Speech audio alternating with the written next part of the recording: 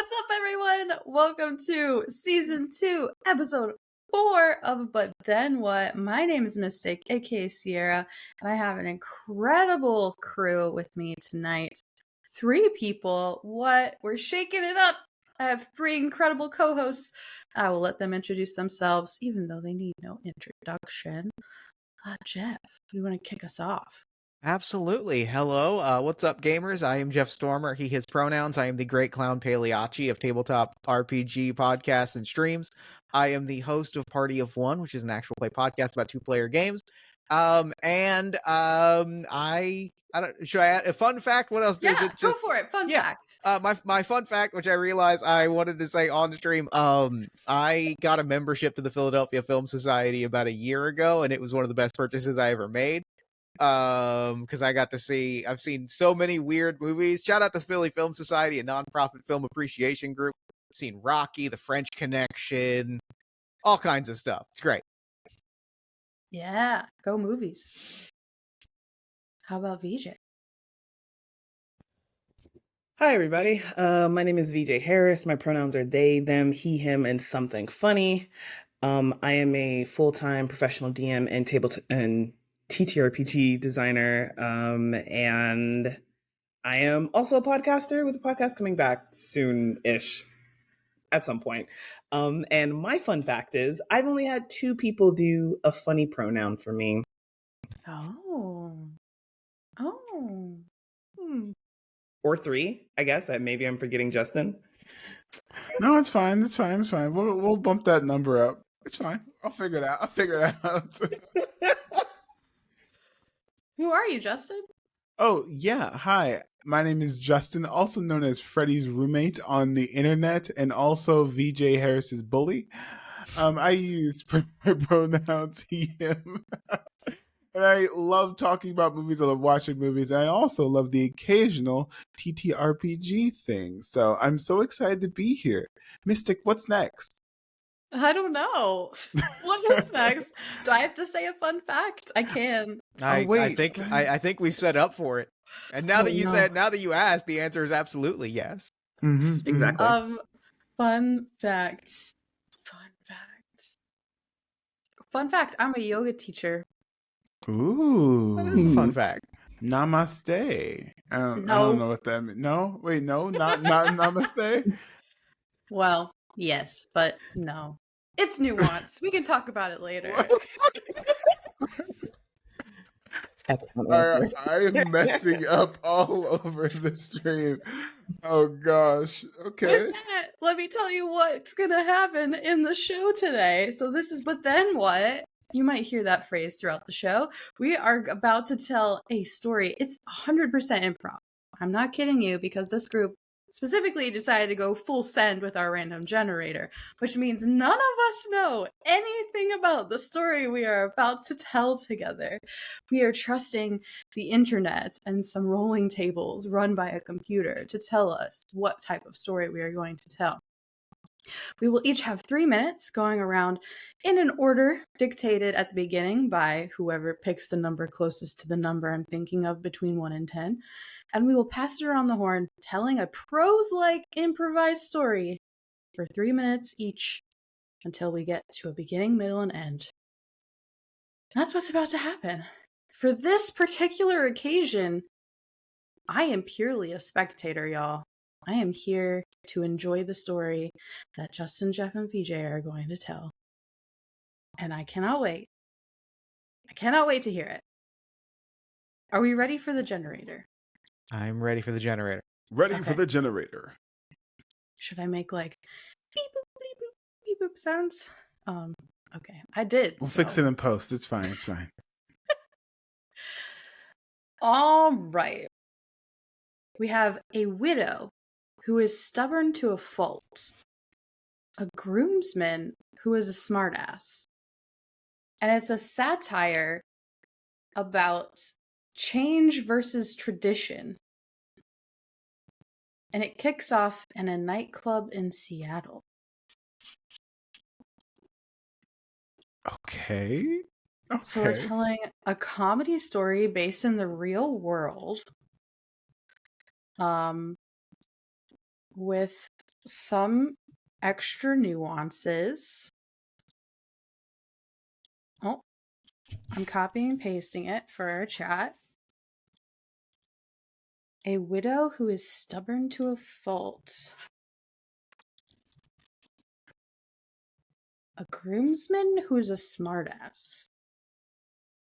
And it's a satire story about change versus tradition that kicks off in a nightclub in Seattle.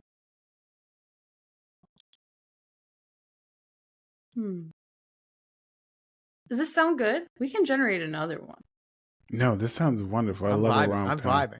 Okay, all right. Let's do it.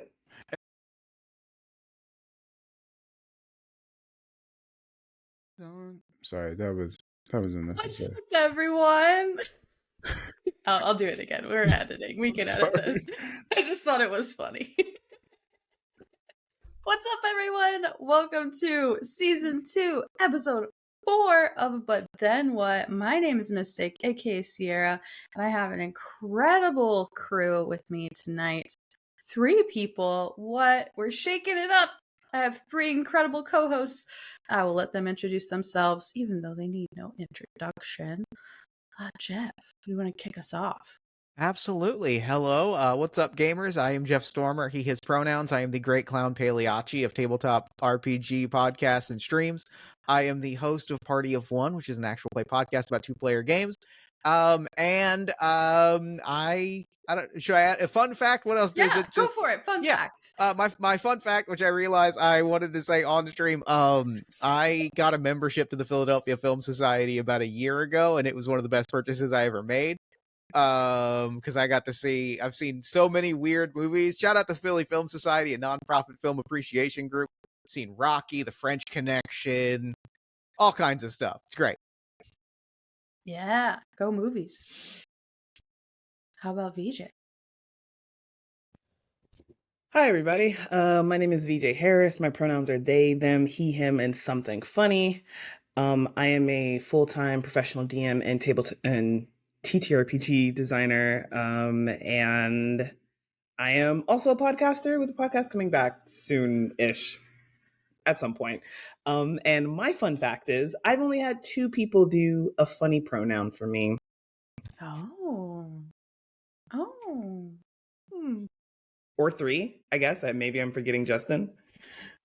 No, it's fine. It's fine. It's fine. We'll bump that number up. It's fine. I'll figure it out. Who are you, Justin? Oh, yeah. Hi. My name is Justin, also known as Freddie's roommate on the internet and also VJ Harris's bully. I use pronouns he, him. And I love talking about movies. I love watching movies. And I also love the occasional TTRPG thing. So I'm so excited to be here. Mystic, what's next? I don't know. What is next? Do I have to say a fun fact? I can. I think we've set up for it. And now that you asked, the answer is absolutely yes. Mm-hmm, exactly. Fun fact. Fun fact. I'm a yoga teacher. Ooh. That is a fun fact. Namaste. I don't know what that means. No, wait, no, not namaste. And so we could add whatever we want to this story. Yeah, this is just our kickoff point. Okay. Right.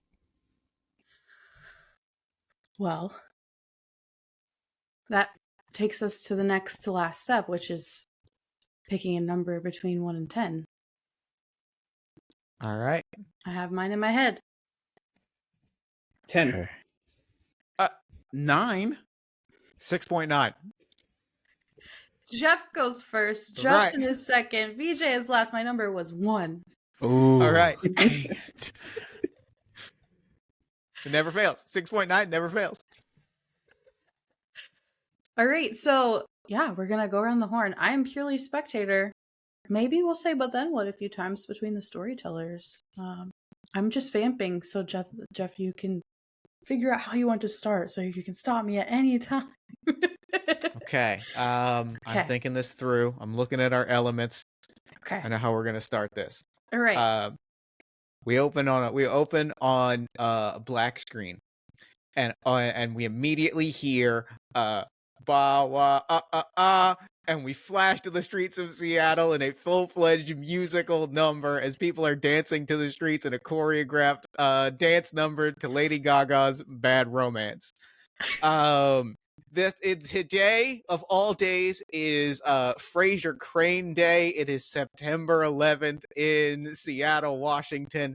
The day in which Seattle's radio star Fraser Crane is honored among the people of Seattle. And we are watching a full dance number of people, living the hot nightlife in Seattle, which is a thing that I assume exists. We see is it the Space Needle? The Space Needle is high in the background, neon lights in the street, people are climbing on top of cars. It is very it's very Stomp. Remember Stomp? Stomp is sort of the big vibe of like people banging on trash can lids and like tap dancing on cars. It is a jukebox musical number, and like we are flashing to the hottest nightclub in Seattle, and that is the what's a good nightclub name? The now I have to name a thing and I only have a minute to do it. We see, you know what? I don't have to name it. I only have to last a minute and then somebody else can name the nightclub. We are getting people in the streets, like kids are running and dancing with each other. We see like a young couple specifically decked out in sort of like 80s rocker clothes, grab each other and kiss deep in a deliberate visual homage to the World War II VE Day photograph.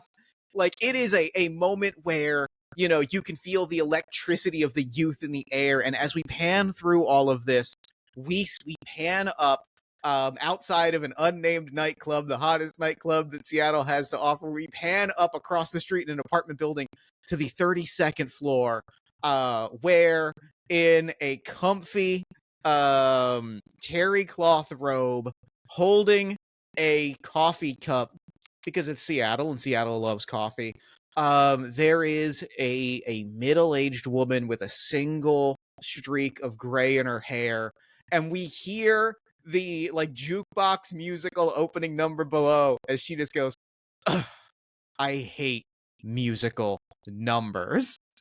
And she is watching over all of this with pure disdain in her eyes. But then what? That's you. I think you're muted, Justin. And then, okay, all right. So this woman, she with the gray streak in her hair, her name is Chloe. Chloe, right? She has a gray streak in her hair and she's tapping her foot like constantly throughout this musical number that is not in tune with the rest of the musical number, but she seems very impatient. And she's like watching this from the 32nd floor. All of these dancers, like one at a time, like going into their spots, and she's like looking for something.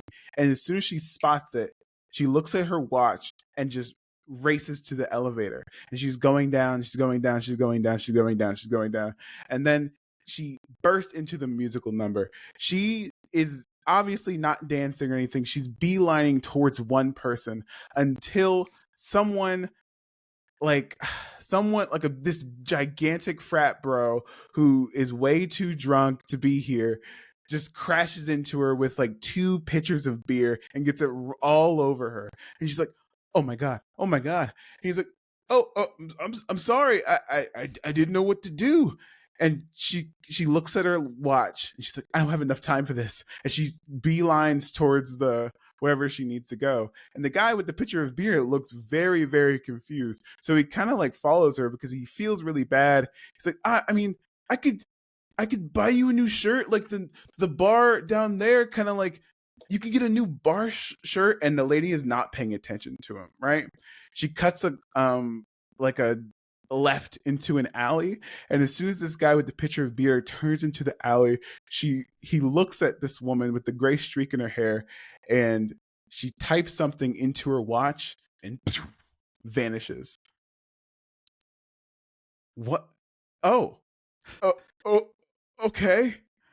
He kind of goes back and like he goes back to the bar because he has to like fill out. He didn't see that. That was kind of weird. And he goes to his best buddy and he's like, "Oh my gosh, uh, there was this lady in the alleyway. She's disappeared." But as soon as he taps his buddy's shoulder, his buddy is making out with a person that looks exactly like the girl with the gray streak in her hair. But it's like blonde now. That's really weird. That lady she was brunette, but you guys could have been twins. But like his buddy's just like making out like this constantly. You know what I mean? He's not even paying attention. And so he's okay. I'll just fill up the pitchers of beer. And as soon as like he walks out, he sees the gray woman again, and he makes eye contact. And the gray woman's like, "Wait, you can see me?" And the guy with the pitchers of beer is like, Am I supposed to? VJ, go. But then what? Then what? Kincaid Thornton did not think he had been drinking that much. Had he shown up to the monkey loft, gotten the pictures, kind of joined this musical number that was happening, and was he actually counting how many pitchers he'd been drinking? No. But this wasn't like the Omega Tau Tau Omega Phi party where there was like 3 weeks of time he couldn't remember after that party. He could still pretty much remember everything. So when he walked into the monkey loft, saw this person that looked like somebody that disappeared and walked back out, he was pretty sure he wasn't that drunk. Or was he? And just staring at her after her saying, "You can see me?" is still just holding these do you want to drink one of the? Do I need to drink one of these? What is happening here? Do you have a twin? How did you vanish? Are you a magician? Chloe is staring at this frat boy, at Kincaid, so confused at him looking directly at her, looking down at the watch, kind of fiddling with some of the dials, muttering to herself, "I don't think this is right. The collaboration is supposed to make sure nobody else can see me. This isn't, no, this is wrong." And kind of looks up as she like notices Kincaid walking closer. She's stuck there for a second, contemplating, do I try and jump again? Do I what? And as she's contemplating this, Kincaid comes all the way up. "Okay, I think you really have to explain what's happened here, because I feel like maybe I'm too drunk, but I don't think that's true. I think I could still probably like drive if I really needed to right now. It probably isn't the best idea, but I could probably do it. But like I could probably do it and maybe not get pulled over by the cops. And if I did get pulled over by the cops, I could probably still pass the sobriety test if they didn't make me blow into that thing. So I need you to explain to me what's going on here. Are you teleporting? Is this like Back to the Future? Are you Marty McFly? Are you Marty McFly? Or I guess the equivalent of is this what's happening here?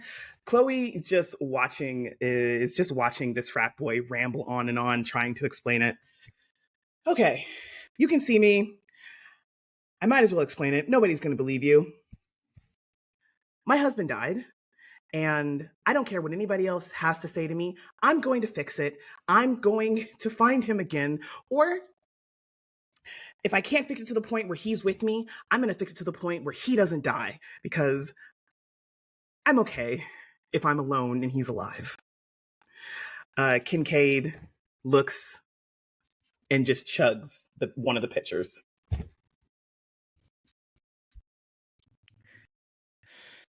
As she is explaining this, she then taps a button on her watch, and the classic, iconic, like rainbow of Earths pops up on a hologram on her screen, and she goes, "I'm hopping from universe to universe to find a world in which my husband doesn't die, so that we can make this right. There has to be one where I can stop this. I might not be able to save my husband, but I might be able to save one of my husbands."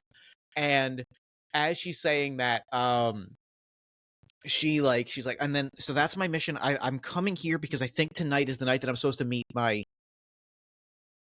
crap, crap, crap, crap. And Clayton and Kincaid is like, what are you talking about? What's wrong? And she goes, and a voice from over his shoulder says, she's mad because she saw her husband and she's not happy about it. And she looks, and maybe not her husband, but certainly one of her husband is behind Kincaid, also wearing a watch. And he has tapped several watches. Yeah, so, are you gonna come nicely, or is this gonna be a whole problem? You know, we've done this 47 times. Is this gonna be 48? Like, you could just come back to Time HQ. You could just come back to HQ. We can process your paperwork. Honestly, out of love for Chloe 48, like, I could probably talk this down to a fine at best. This is a slap on the wrist. Just come with me. We settle it. She's like, you know what? Just because you look like the man I love doesn't mean you have half of the charm of the man I love, half of the energy of the man I love. I'm here. And she grabs one of these pitchers and chugs it. Beer is falling everywhere. I am here enjoying a fine drink with my new friend Kincaid. I'm going to go enjoy a nightclub. And hey, maybe I'm going to see the night where I meet my husband on this planet and I ensure that they have a happy ending. He's like, I just really want this workday to end. And she taps several buttons on her watch and disappears into the nightclub. And he taps several buttons on his watch. He hands a business card to Kincaid that is Clark Zazzix, Zazzx 48. He's like, if you see her, just, call me. I'll teleport in and we'll get this settled. Then what? Why? Oh, this is brilliant. Oh, this is lovely. Okay, so Kincaid is obviously like, I am way too drunk for this. And so he goes back to his buddy. He tries to explain the situation, but he instantly is just too drunk and then he passes out, right? He wakes up and he's like, wow, what a crazy dream that he had. He still smells like the beer from the night before. And so as he's like kind of like scratching his armpits, not wearing any pants, big t-shirt, goes to get some breakfast, he sees a blonde woman and Clark enjoying breakfast together. Clark doesn't usually like pancakes, but somehow this woman has made him pancakes, made him a wonderful breakfast. And he kind of almost jumps out of his skin. He's like, huh, I saw you. You were gray. And she's like, I've never met you before. Hey, Clark, can we talk for a second? There's a light unscrewed in the bathroom, and hilarity ensues as they try to go to the bathroom, and he tries to explain, like, look, there was a lady, and there was like, she had a gray streak, but she was not that lady. And Clark is like, dude, you had way too much to drink. What are you talking about? 48? You just 40? That makes no sense. Just calm down, eat some pancakes, and we'll go back and everything will be okay. Introduce yourself. I really like this girl. He's okay. I'm sure it was just a dream, right? And so he walks out and everything seems okay. Chloe's like, cleaning up breakfast. And somehow the room like does a little shake. He's like, there it is again. I swear I saw it. And he's like, what? I didn't feel anything. For some reason, Kincaid is the only one feeling these like vibrations in the atmosphere. Is everything okay? I don't know. And so as Chloe's doing the dishes, she's like dipping her hand in the water, and another shake in the atmosphere happens again. He's like, there it is again, I swear. And then Chloe looks at her hands all pruny and, and notices that her watch is wet. And then Kincaid looks at the watch in the soapy water and looks at Chloe and looks at Kincaid. and she grabs a soapy knife and tries to stab him. And so this first thrust goes like, and Kincaid's like, "Oh my god, I'm sorry. Wait, I knew I saw you before." And so Chloe starts like growing like metal spider legs and starts grabbing random kitchen utensils and starts attacking Kincaid. And then what? But then what, BJ?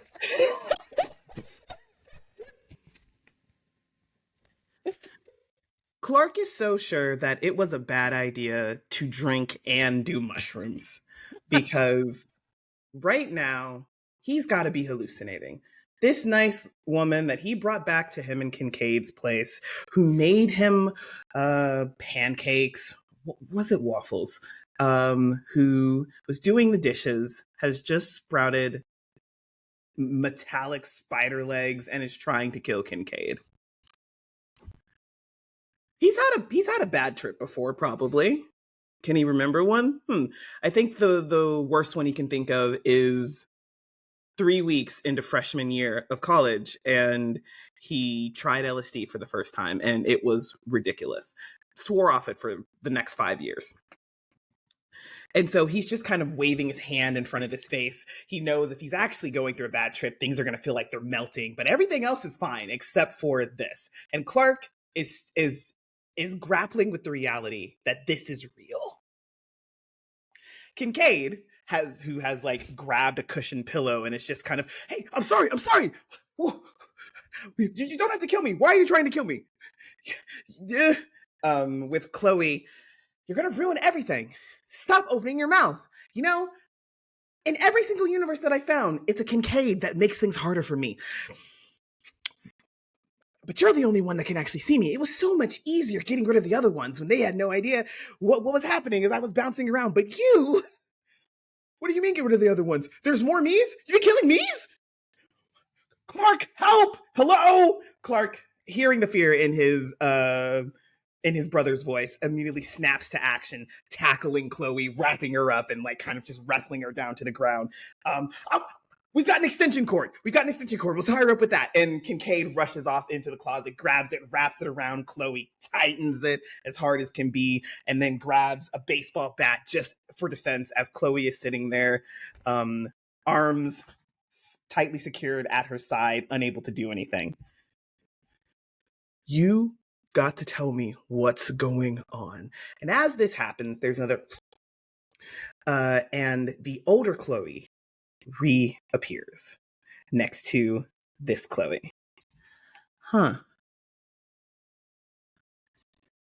Maybe Clark was right about all this jumping around into worlds and timelines was going to make some of these worlds unstable.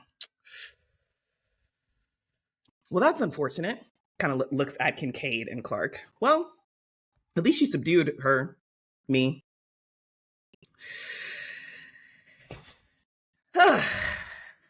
I don't know what to do here. Maybe you should call Clark Zazix. And she Kincaid is absolutely freaking out. Clark is absolutely freaking out.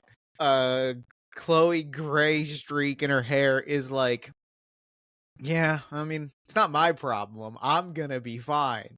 And starts to hit some buttons, poof, disappears again.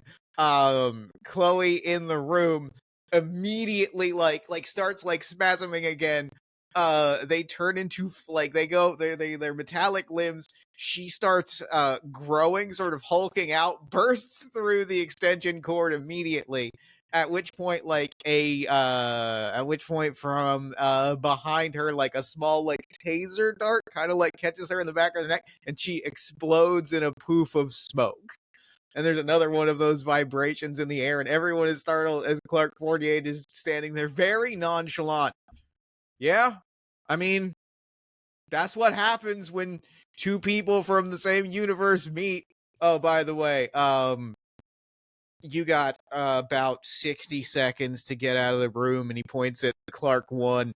You got about 40 seconds to get out of this room before you also start turning into a weird thing. Universe is going to get unstable. Hi, I'm also Clark. Pleasure to meet you. By the way, take a computer class. You're really going to value having that skill set.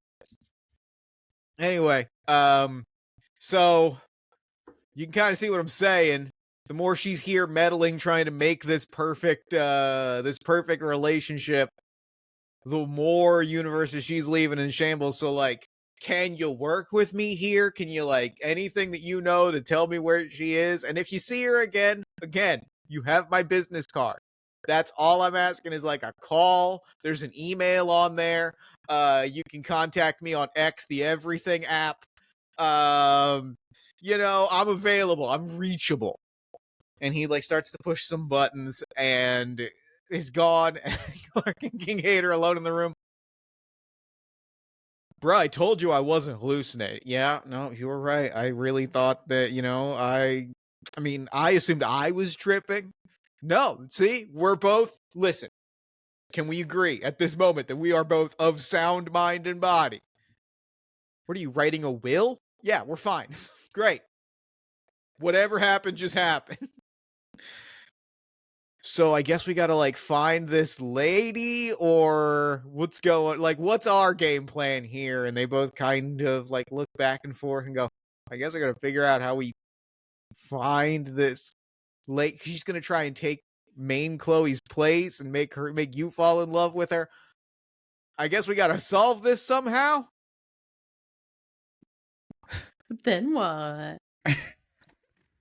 And so Clark and Kincaid grab their coats to go find their original Chloe. And they leave the room, and the camera kind of stays in the room, and you see Chloe 48 deactivate her cloaking device and just stand in the room quietly alone. She takes a painting off the wall, and she's very confused because it's a very terrible, like, Target painting that doesn't have anything, like, on it or featuring anything. It's just like a random picture of, like, a horse or something. And she remembers that this frame used to hold something else in the future, but she's not there yet. She kind of follows invisibly behind Clark and Kincaid, talk about what their next steps are. And she kind of, as she's, like, walking past them, she makes another left, and she goes to where this universe's Chloe actually works.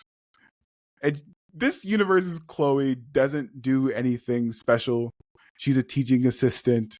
She's teaching, you know, regular things like English in her class. She's not doing anything special.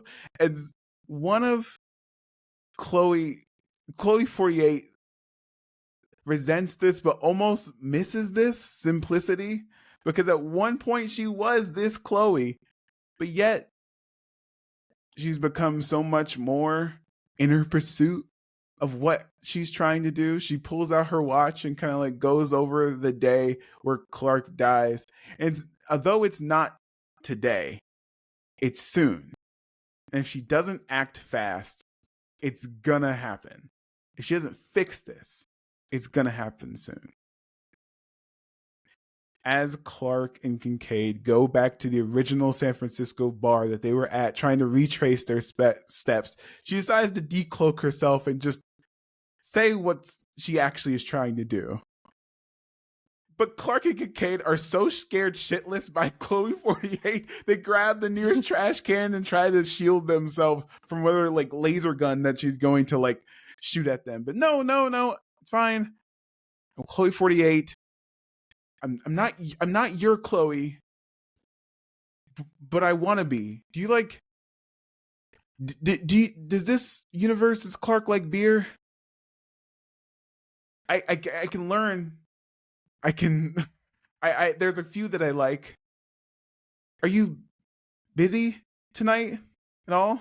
And Clark and Kincaid kind of look at each other like, this girl who just tried to kill us just asked us out on a date. What is happening?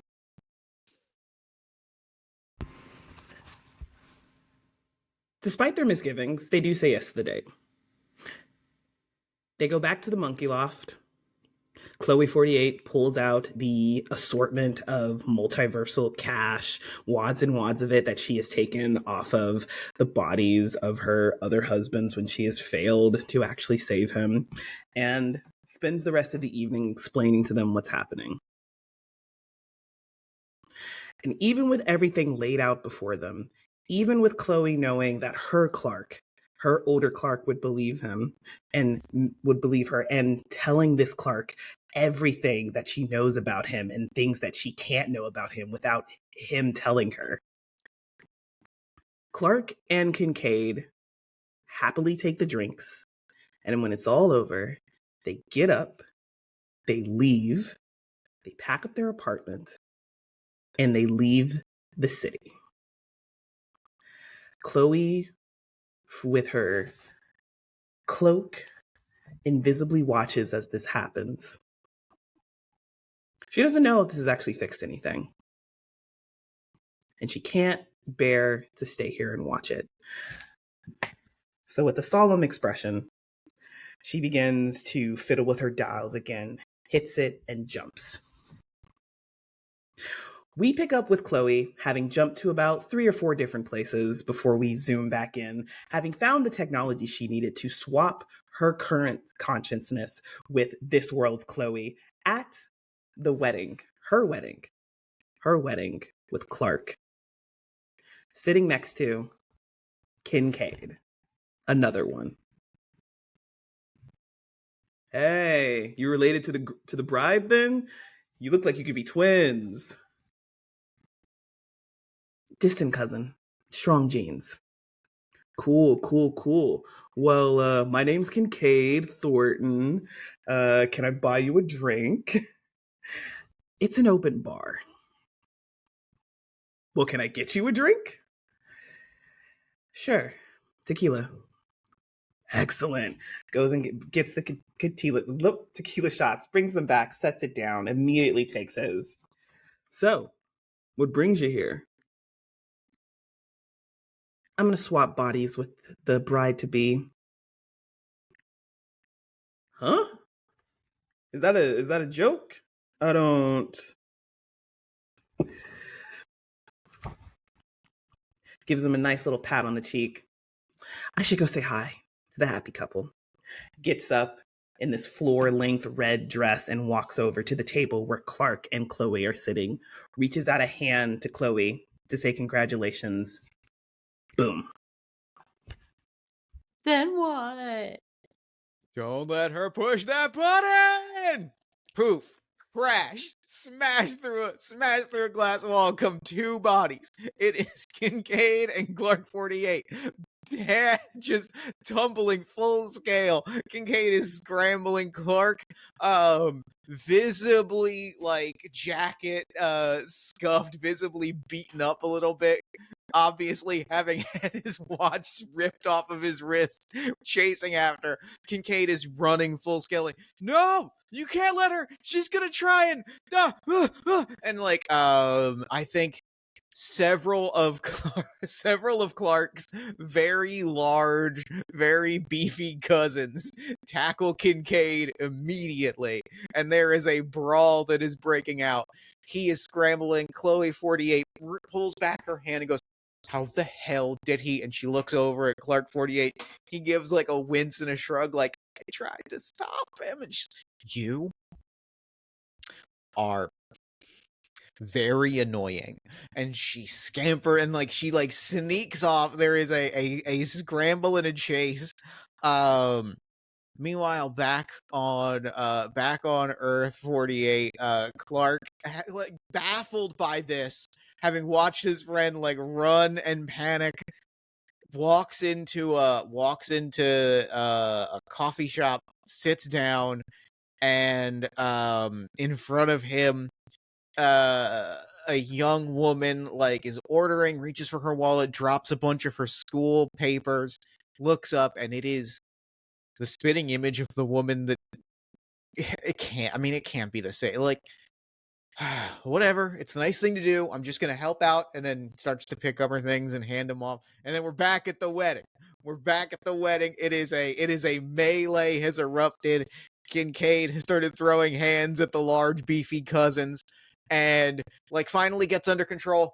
Points at Chloe 48 and says like you can't steal this other woman's life. Just because your life was messed up and you lost someone doesn't mean that you can just steal someone else's memories and someone else's life.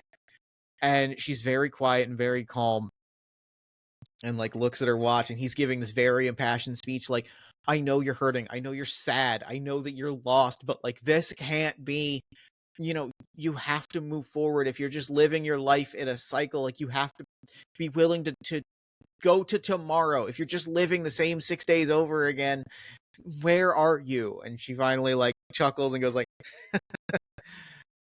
it takes about 60 seconds, and then she touches some buttons, poof, and then Kincaid slowly turns around to see himself.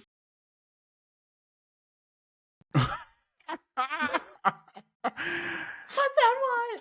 And so, Kincaid looks at Kincaid, and they do the Spider-Man meme, and like, nice. Wait, what? And they're all saying this in unison. So Clark 48 is like, we don't have time. And Clark 48 grabs like the watch that he got from other Clark, future Clark. I think his name was Zaz, right? Zazzy, I think. Zazzy. So we can't do this.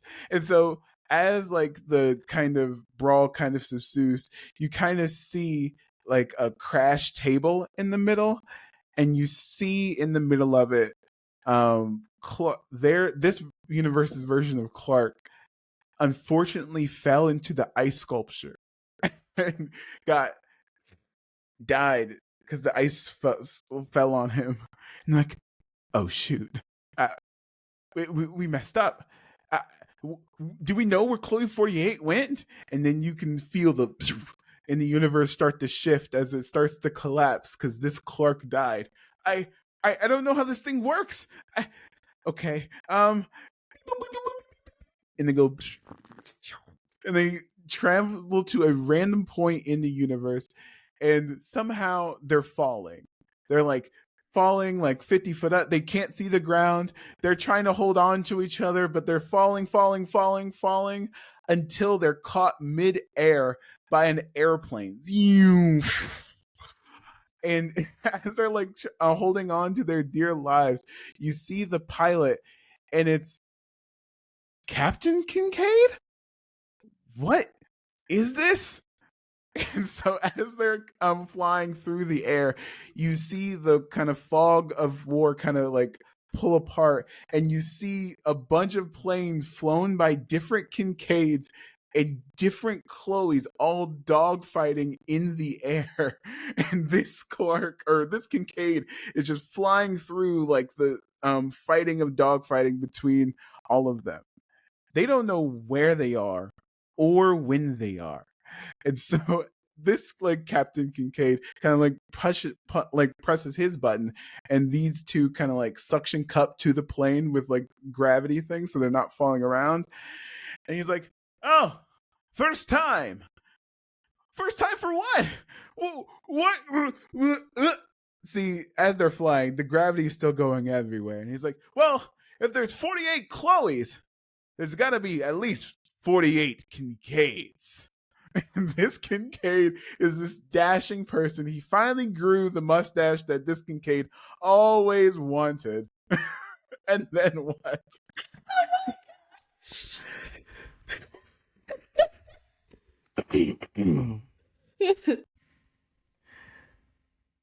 Captain Kincaid is barrel rolling through this fight, is weaving and dodging, bobbing and weaving, smoothly, succinctly, dodges out of the way of an incoming missile that unfortunately hits another Kincaid. But it's not Captain Kincaid.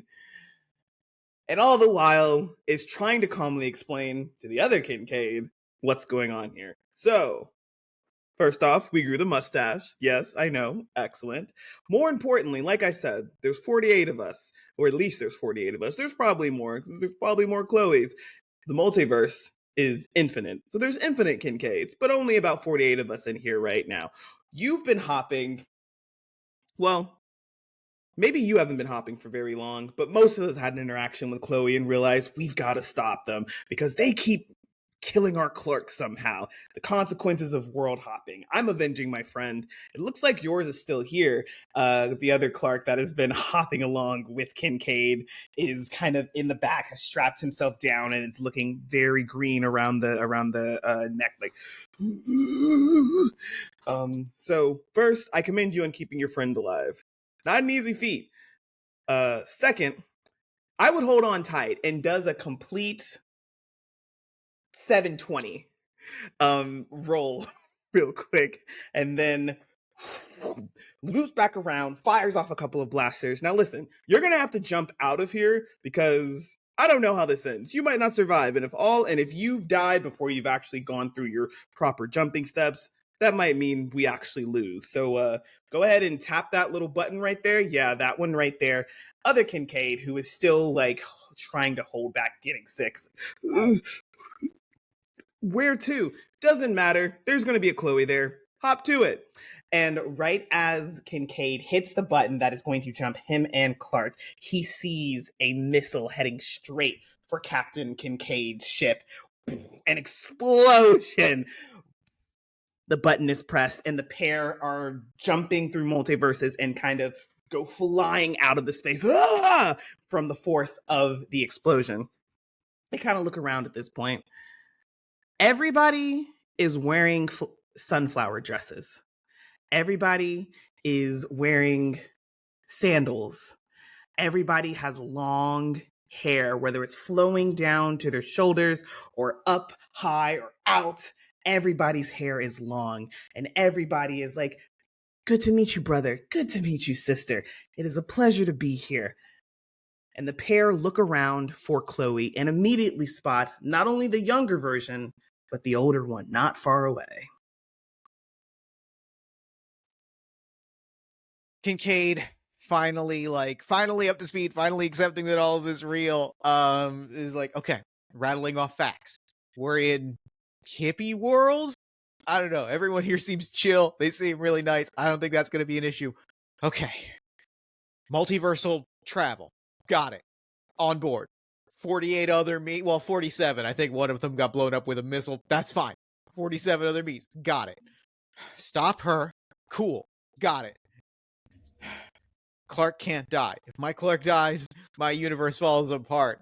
And the Clark standing next to him goes, well, yeah, but okay, cool. So I just got to protect you. I got to protect my Clark. Well, but I got to protect my Clark. I got to stop her. I got to make sure that all this happens, and then I can go home. And then I can go home. And then I can get a drink. It's Quizzo night at the Monkey Loft, and I am dead set on winning Quizzo tonight. Well, yeah, but there's only one problem. No, listen, Clark. We got this. We're all locked in. It's gonna be fine. You stay near me. I'm gonna keep you protected. Everything is great. Are we ready to do this? And finally, like, Clark grabs him and shakes him and goes, yes, but I am not your Clark. Pauses and goes, you're not my what? Remember, you stole my watch and we stumbled through the... You're a Clark. Yeah, I'm a Clark. But I'm not your Clark. And we flash back to Earth. We flash back to our original Earth, where like pacing back and forth in front of a restaurant. He's put on a nice jacket. He's wearing a tie, but like his shirt doesn't fit him as well as it did a couple years ago. So he's got the top button undone. He's got the tie hanging down a little bit loose. He's walking back and forth. It's gonna be fun. It's gonna be. I mean, this is like this is. Just don't mention any of the things from the other night. And finally, Chloe pulls up in a cab, steps out, and she's like adjusting her dress. She's like, I'm sorry I'm late. I'm sorry. I spent way too much time trying to pick out a dress, and it was a whole thing. And Clark is just speechless. He's like, no, you look great. You look incredible. Should we head inside? And they go inside, and we flash back to Hippieverse. He's like, oh no, I'm supposed to protect my Clark. You're not my Clark. And that means that, and that's when there's a tap on his shoulder. That means that And Chloe interrupts him. That means that Chloe knows that your Clark is unprotected and your universe doesn't have a Kincaid in it. Oh,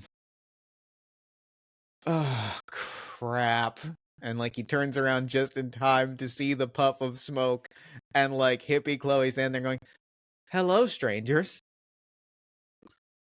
Oh, no. And so, as Kincaid is trying to rack his brain on how to get it, all of these hippie versions don't have technology. They don't know what to do. He's like, I messed up. I don't, fuck. I don't, I think he realizes in the last minute that there's nothing they can do. Chloe 48 won. So Kincaid kind of sits down on the ground, and as a couple of other people kind of put some flower crowns on me. No, wait, no, my universe is dying. You don't understand. And then Clark kind of sits down with him in the dirt and just kind of breathe, waiting for, like, I don't know, for them to disappear or something. And nothing is happening. He's like, well, if I'm not your Clark, he's like, Kincaid, yes, my Clark is gonna die. I don't know what to do. And he's like having like a hysterical breakdown. And he's like, but you're not disappeared yet. You should be like evaporated in time. And he's like, yeah, it's rough. And Clark kind of thinks about it for a minute. He's like, wait a minute. Are you sure that's your Clark? He's like, what do you mean? What do you mean? Are you sure that's my Clark? He's like, are you sure you're that universe's Kincaid? He's like, yeah, of course. I've known him all my life. Why wouldn't he be my Kincaid? And he's like, if you were his Kincaid, you would have disappeared in a puff of smoke, or at least being gone to like the disappear thing. Are you sure you're in the original timeline? Kincaid's like, there's an original timeline? He kind of gets up, kind of dusts himself off, like, Chloe, number, hippie, whatever you are. Do you know about the other Chloes? She's like, oh, yes. It's kind of fun. And, you know, they got time, you know, pop in from time to time. Okay. Time to time, how often is that? Oh, you know, every 2 weeks. And we kind of like, you know, throw them off a cliff and stuff. It's very fun. You know, like, throw them off. We have to wait here 2 weeks? Well, every 2 weeks.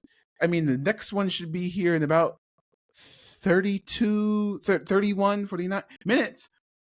Where do you throw them off a cliff? Well, they usually pop up there. We have to get up there. But it takes 29 minutes to get there. We better start sprinting. And Clark and Kincaid start sprinting to the top of the mountain to intercept another Chloe coming into this universe accidentally. But they don't know if they're going to make it in time.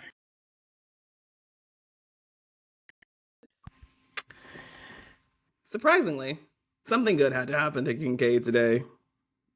Life's been shit since the other Chloe showed up, and they do make it with 3 seconds to spare. The other Chloe, appears on top of the mountain, large spiked hair, combat boots, ripped black jeans, 50 piercings along the sides of her face, 25 on each side.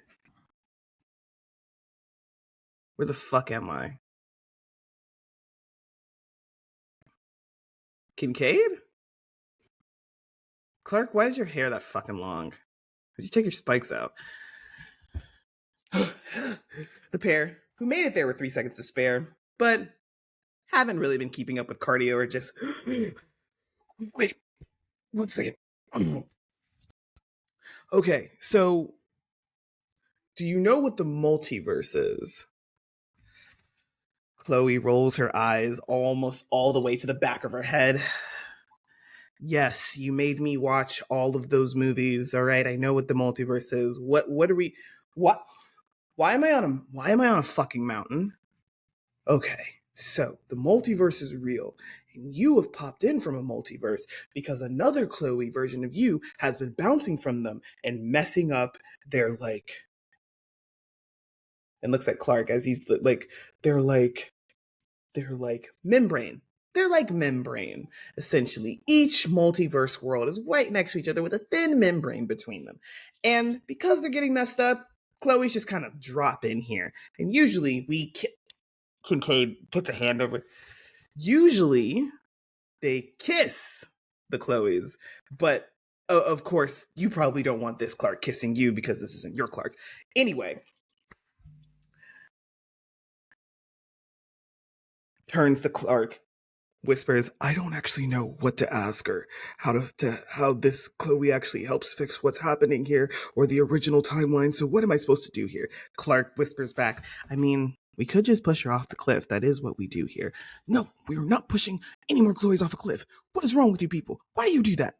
"Well, we like to sacrifice people to the mountain, of course. It keeps everybody safe." "It's everybody safe, but the Chloe's out. What were you doing before the membrane?" "Oh, we were volunteering. We were voluntelling people that they had to do it. So this is better."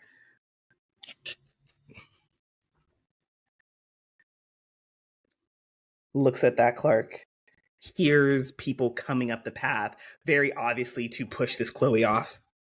"You're not my Clark. You're I don't have a Chloe, but I don't think you should have to, die." Grabs Clark and throws him off the mountain as sacrifice.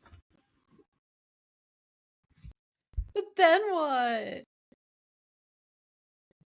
Meanwhile, at dinner, Clark and Chloe are having like a really lovely time. Clark gets his phone buzzes and he looks at it and he's like, "Oh my god, I'm so sorry. I'm so sorry. Hold on. I need to Hey boss." And we cut back and Kincaid, now wearing like the worst suit with slicked back hair, spinning in a chair. "Clark, my man, what's up? You got those numbers for me? You got that report?" Kincaid, I'll get you that report in the morning. I told you I was taking the evening off."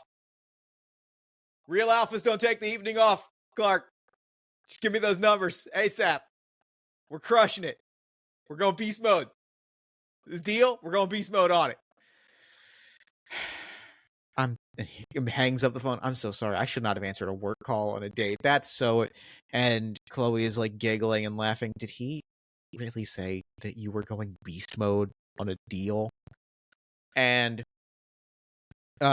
we they go out of focus just in time to zoom in, and like a single tear rolling down her cheek is Chloe 48 with the gray streak, still holding that mug of coffee. Like, this is... And then we flash back to Happy Clark is falling, Clark is crashing down. Poof, another one, another jet, this time like a B-52 bomber, zooms in with another Kincaid, this time having grown specifically like a Lemmy, like the Lemmy mutton chops. Comes by like, "I got you, brother. You're not gonna die on my watch." Flies by. Clark is clinging to the top of this jet for dear life.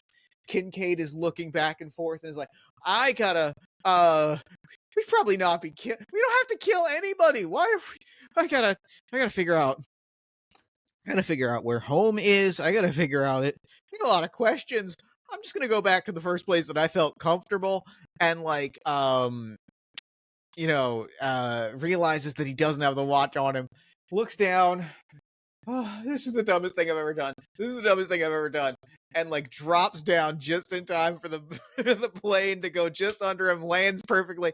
"I can't believe that worked. I can't believe that worked." Grabs of the watch, still holding on to Clark 48, pushes a button, flashes back to a street in a restaurant, and Chloe 48 watching this lovely meal, a tear in her eye. Okay, we're back. Now what?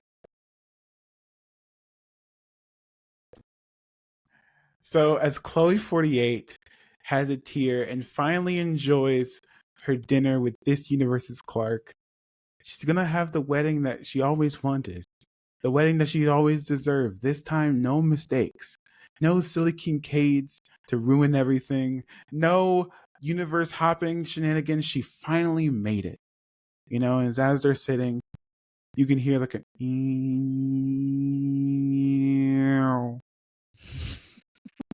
Did you hear that?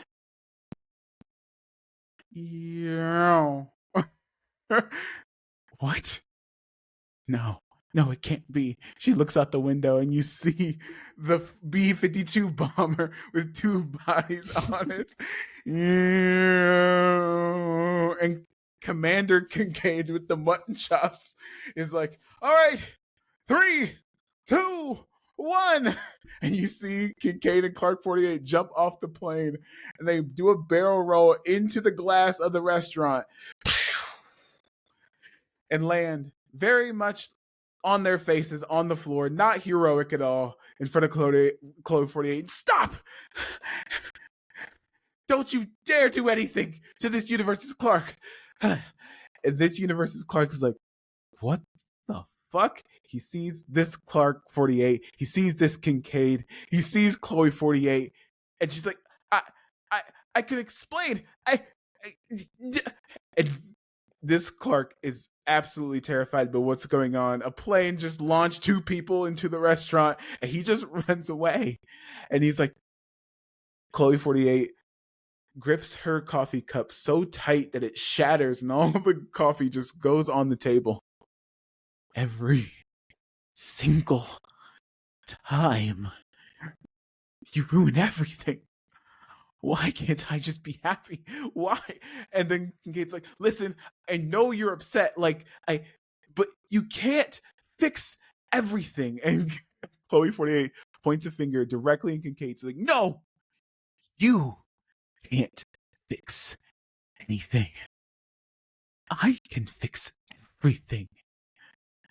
I can, and just so you know, and then next thing you know, Clark 48 takes another wine bottle and just smashes Chloe's watch right as it's on the table, and all the wine goes into the circuitry of the watch, and she kind of blinks in and out of this timeline. No, there's still time. I can't, and she just tackles Kincaid. And they all go flying into another timeline. And then what? But then what? Chloe thinks this is probably the worst timeline she's ever been to. She's been hopping around multiverses for a while, still getting the hang of things, but it's still really easy to wind up in a bad one. And that's why she has found herself, Kincaid, and Clark, not the one she actually wants, but the nuisance one, running away from cybernetic dinosaurs. You did this! This is your fault! If you would have just let me do what I needed to do, we wouldn't be in this situation. Kincaid, of course, if you would just accept that people die sometimes, we wouldn't be in this situation. Clark, yeah, just accept that I died! How many more of me have died because you've hopped around? We're probably gonna die right now. Again, running as fast as they can, yelling, tearing through the cybernetic forest, still not sure what's going on here. And kind of Kincaid looks to the side, sees this hologramic shimmery shield, and they can just make out this little kid. Mommy, there's people in the exhibit. Mommy, Jonathan, just look, all right? I'm on the phone, okay? Listen, you get that deal done, all right? I swear to God. Chloe immediately kind of looking around her surroundings, also keeping an eye on Kincaid and looking down at his watch, just waiting for an opportunity to take it and get out of here, sees a very somewhat easily climbable tree, at least for her. She's got a lot of skills in these multi-hopping and begins to just climbing up, sees the others. Yeah, I didn't think that either you, Kincaid, or you, Clark, would be able to do this. My Kincaid and Clarks could never do this. So you're going to get eaten, and then once it's processed your body, I'm going to take the watch. Oh, come on. You'd really just sit here and watch a Clark die? You want to watch that? Yes, actually. That's how pissed off I am about this whole situation, all right? Fuck. Clark. All right, brother. You're going up there, and immediately kind of shoves Kincaid towards the tree, puts a hand down on his knee, gets like in the position. Kincaid looks back at the creature that is still chasing them, is thinking about arguing with Clark, knows it's not going to do any good, and immediately takes that like run leaping up into the tree, tries to reach down to grab Clark, but immediately this cybernetic dinosaur grabs Clark, tosses him in the air, and swallows him home. Over the comm systems, ladies and gentlemen, the cybernetic dinosaur exhibit is temporarily closed due to some maintenance issues. Please return in 2 hours. Goodbye. And the shimmering portal darkens. Then what? Clark has been running full speed for he doesn't know how long. He ducks into an alleyway. He trips over several trash bags, face plants, backs up again, sits against a dumpster, and is like, takes off his glass and is just like head in hands, like like wiping his face. And then from around a corner, Chloe's head pops out. Hey, do you want to talk about what just happened? Because that's honestly one of the top 5 weirdest dates I've ever been on. And he goes, I think that guy was my roommate, or maybe I imagined he was my roommate. I'm not really sure how that one connects back. I don't know. There's a lot of things going on today, and she kind of like comes back and goes, well, I mean, we didn't get dessert. If you want to like get nice, I mean, at the very least, we can get you like a rag to wipe off your face. And he kind of laughs, and we flash back. And like Kincaid is in the tree. There is a dinosaur now like snapping at him, and he's like, I don't know what I'm doing here. He finally just like breaks, and he sits in the tree and he's like, just let it eat me. I don't care. Whatever. I've been through too much. I've seen too much. I don't even know if the timeline that I'm from is the timeline that I'm supposed to be from. I don't know when the first time that and like as he's saying that, the first time I saw Chloe was that night. He pauses for a moment. He thinks about it. That night,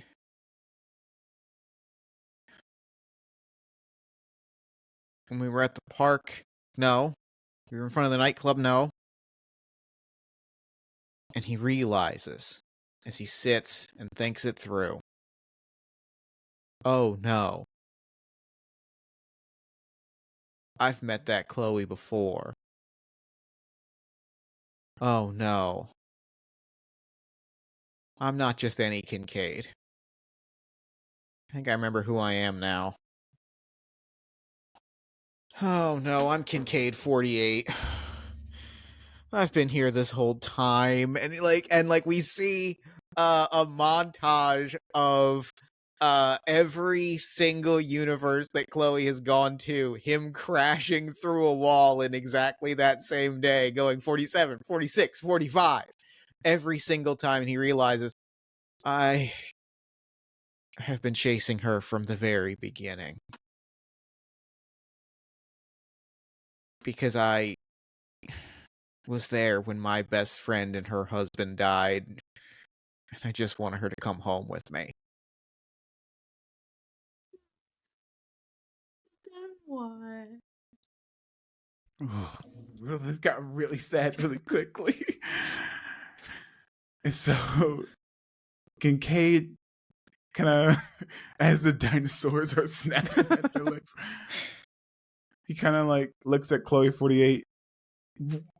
What's the original? And she kind of looks a little confused. No. How it's supposed to happen. How is that night supposed to go? And Chloe, as she's like going in and out of time, she kind of like extends her hand, and Clark and Kincaid kind of both grab that hand.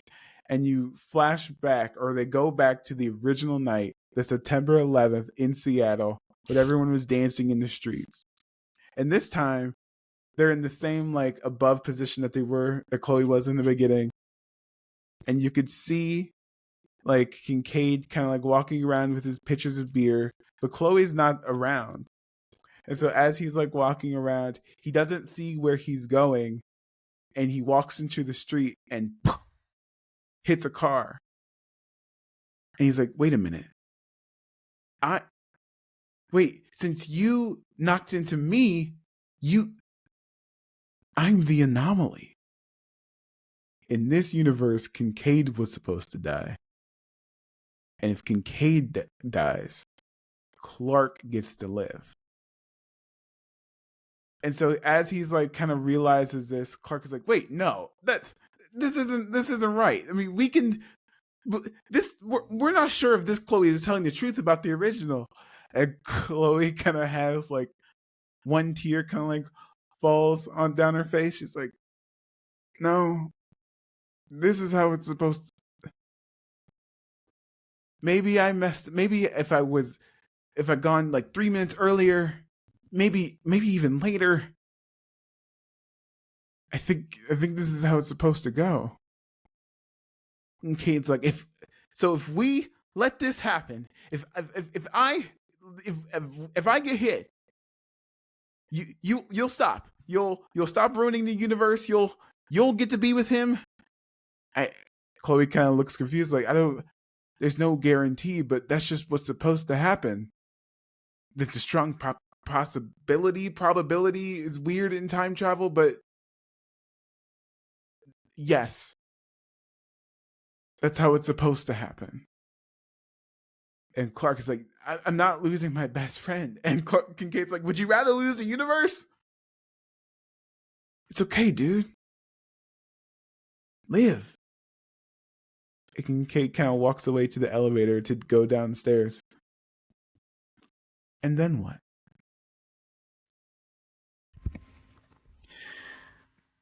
We jump back to the first scene, to Kincaid with the pictures walking through the crowd, to the monkey loft, laughing and drinking and guzzling things down. He walks back in. He gets another picture. He sees Clark making out with some really hot chick and is like, yeah, my boy, in his head, versus out loud, not wanting to interrupt anything.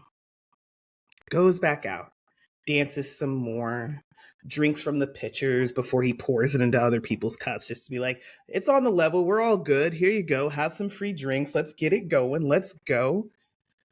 Is dancing and partying, is looking all around, looks at an apartment complex with 72 floors, right across the street from a bar, weird architectural design, and sees himself, he thinks.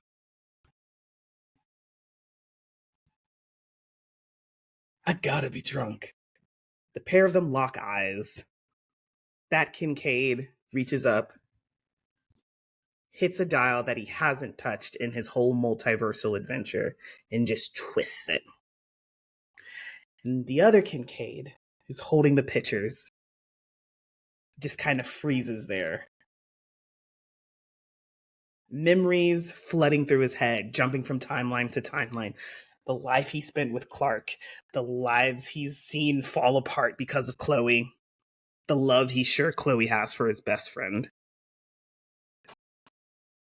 He sees the conversation that just happened replayed. Bro, I gotta take one for the team so my boy can have a happy ending and save the universe. All right, chill. That's chill. The other Kincaid. Huh. I knew I'd understand it. The Kincaid with the pictures. Wait. Can I hear you? The other Kincaid. Wait, you can hear me? Yeah, bro. Right. So look, I know you got all the memories. It's been a wild ride. And while nobody might ever write about or talk about this, there's some Chloe's and Clark, there's a Chloe and Clark out there that know we did this, that we're the reason they're gonna be happy. Can you imagine always having that over your homie, over your brother? Like, yeah, I'm the reason you got a happy ending. You can't do better than me. You can't one up that. Yeah, bro. I'm gonna win that. we're back at the cybernetic dinosaur exhibit. We see Kincaid like take a step off of the curb, and then we flash to the dinosaur exhibit. And there's like a moment where the moment where Chloe and Clark in the dinosaur exhibit are sitting. And Chloe is kind of counting down and goes like 3, 2. I mean, it's done. And she like taps a button on her watch. Well, that universe, they're going to be happy. Good for them. And he's like, yeah, timeline is, I guess, restored. And she's like, well, yeah, but that doesn't really help me. I was gonna, body swap and get to have my happy ending. And Clark goes, do you like pancakes? Yeah, actually, they're my favorite. What about you? Yeah, they're my favorite. You want to... I know that, like, I've been trying to kill you or imprison you. We could just leave. Go get some pancakes, some coffee. I know a great coffee spot. She kind of, like, looks for a moment, scrunches her face a little bit. And then we flash over to another world, where wiping his face, arm in arm with Chloe, Clark is walking, and he, like, having gone through this entire multiverse thing, he's walking, and his foot catches on the end of the sidewalk, and he trips and starts to fall into the street, and we see it in slow motion, like, and then, without hesitation, Chloe, like, grabs his arm and just pulls him back, like, geez, man, watch out, you're gonna get hit by a car. Huh. Guess you saved my life. Do you still want to get that ice cream?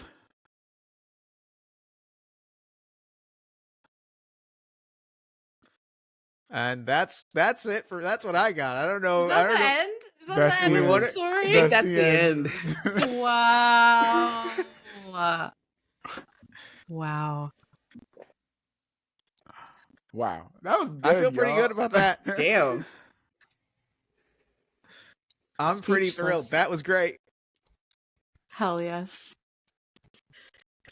Good job, team. We did so- it. that was Wow, that took a lot wild. of turns I did not expect. But I feel like we landed that plane pretty successfully. Yeah. Piloted by a series of Kincaids. Commander Kincaid. Captain Captain Kincaid. Kincaid. Oh god. Commander Kincaid. All with different facial hair. They just have different facial hair. Oh gosh. Oh man. Well, you all just listened to some incredible storytellers tell a 100% improvised story. Truly, 100%. And it was incredible. And I'm so stoked that you all were here and we're just willing to be here on the show. This is the end. You all tell everyone where they can find you, what you're up to. Whoever wants to go first. I volunteer, Jeff. He went first earlier. Okay. Hello, everyone. Again, I'm Jeff Stormer. You can find me at my work once I get my website rebuilt at jeffstormer.com. You can also go to partyofonepodcast.com, which is where the podcast that I make. We have over 400 episodes of self-contained role-playing games, each with a different guest in a one-on-one setting for you to enjoy. You can also find me, I think, any social media, either at Jeff Stormer or Party of One Pod, including, unfortunately, X, the everything app, the Modern Town Square, where we keep all of our banking information, where you can find me at Party of One Pod. Love it. I'll go next. Hey, everybody. I'm VJ Harris. You can find me everywhere on the internet at VJH Creations. That is TikTok, Twitter, YouTube, Twitch, Instagram, my website, VJHCreations.com. You can also find me over at VJ Talks, which is the name of my podcast, where I talk about the breadth and depth of TTRPGs and wider pop culture. If you're looking for me on Instagram, there's nothing there yet, but get it on the ground floor. And that one, in fact, is VJH_Creations. Yeah, that's me. Cool.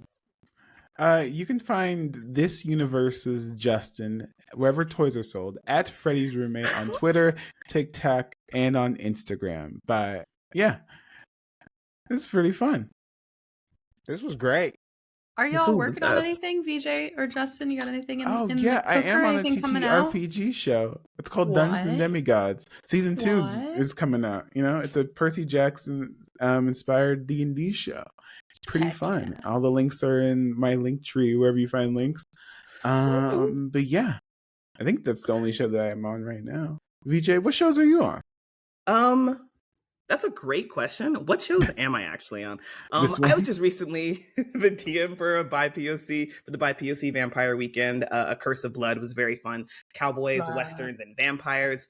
You can find me hopefully consistently again uh, on some Sundays over on the Total Party Kiss Network, playing the most damaged and very happily bisexual tiefling orc named Tazriel. And also, if you're interested in my design stuff, me and my buddy Mason are working on a Wild West Domain of Dread for this spooky season. Comes with a full explanation of the setting and a little one-shot adventure you can run for your friends, launching sometime not this month, it's September, sometime in October. So keep an eye out for that. Heck yeah. Awesome. And I'm Siera, aka Mystic. You can find me some places online at mystic_musings, although I am tending to be off screens when not working nowadays, which is healthy, you know? Healthy distance. You can also catch me as a game producer for Dungeons and Dragons in my day job. Current stuff going on. We got Utopia, our flagship D&D 5e podcast. It's coming to an end. 3 years in the making.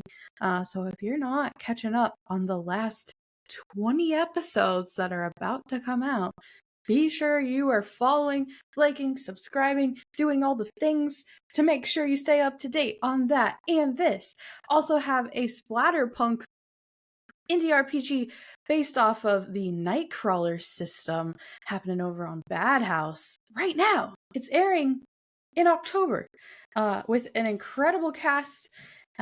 It's called The Take Back, and it's very fun. I'm very excited, and I can't wait to share more of that with y'all. And I'm around. So are these folks. And hopefully it's always the right me, because I don't have a fancy watch. That's it. Thanks, everyone. See you next time. Bye. And